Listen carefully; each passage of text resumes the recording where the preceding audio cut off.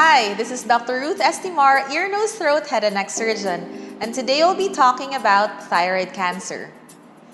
The American Cancer Society approximates that there are 62,000 new cases of thyroid cancer in 2015, 47,000 of which are women and 15,000 of which are men. That's approximately 3:1 female to male ratio. The exact cause of thyroid cancer is unknown. However, certain risk factors such as previous radiation has been implicated.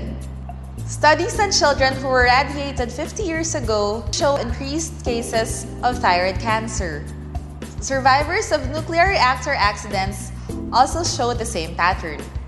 However, medical tests such as X-rays or CT scans have not been shown to increase the risk of thyroid cancer.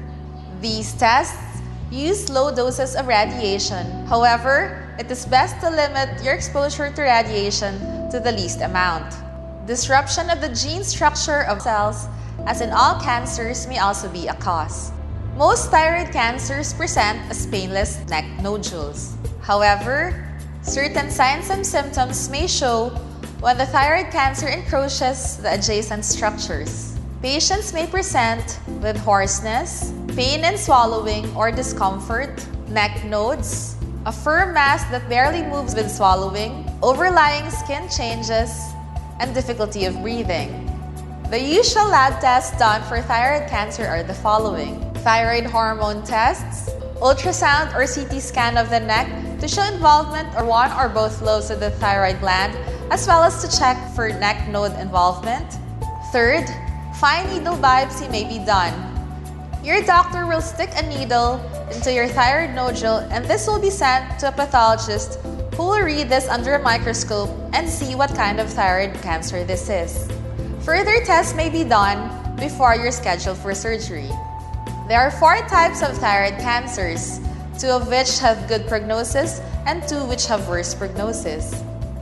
Papillary thyroid cancer comprises 80% of all thyroid cancers. This is said to be the friendliest of all cancers. It has a slow clinical course, and the cure rate is extremely high when it's treated early. Follicular or Hürthle cell cancer comprises 15% of all thyroid cancers. It's usually treated with the removal of one or both lobes of the thyroid gland and has a cure rate of 97% when treated early. Medullary cancer is a more aggressive type of thyroid cancer, but it only comprises 3% of all cancers of the thyroid gland. This typically spreads to the lymph nodes of the adjacent neck and may need a neck dissection in addition to thyroidectomy. The least common of thyroid cancers is the anaplastic or the poorly differentiated kind, which has the worst prognosis. It's usually detected when it has metastasized or spread to the other parts of the body. The good news is 90% of all thyroid cancers has good prognosis and may be treated with only surgery, such as thyroidectomy. Rarely, neck dissection may be needed in more aggressive types of cancer, as well as a tracheostomy and a gastrostomy tube insertion for the more aggressive types.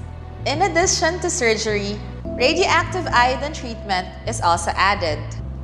Thyroid cells are unique in that they're the only cells in the body that absorb iodine from the bloodstream. This iodine is concentrated inside the thyroid cells and is processed to become thyroid hormones. It is this principle that makes thyroid cancer treatment unique in that radioactive iodine can be given to the patient 4 to 6 weeks after surgery. It is the radioactive iodine that's absorbed by the thyroid cancer cells that kills them from the inside. Unlike chemotherapy, there is no resulting vomiting or hair loss. A week or 2 after radioactive iodine treatment, you will have to start taking a thyroid hormone pill. Humans cannot live without the thyroid hormone, and you will need an external source of thyroid hormone such as levothyroxine. Every 6 to 12 months, you may need to visit your endocrinologist who will monitor your thyroid hormone levels and do some tests to monitor if the thyroid cancer has recurred or not. Again, this is Dr. Ruth Estimar, and we have discussed thyroid cancer diagnosis and treatment.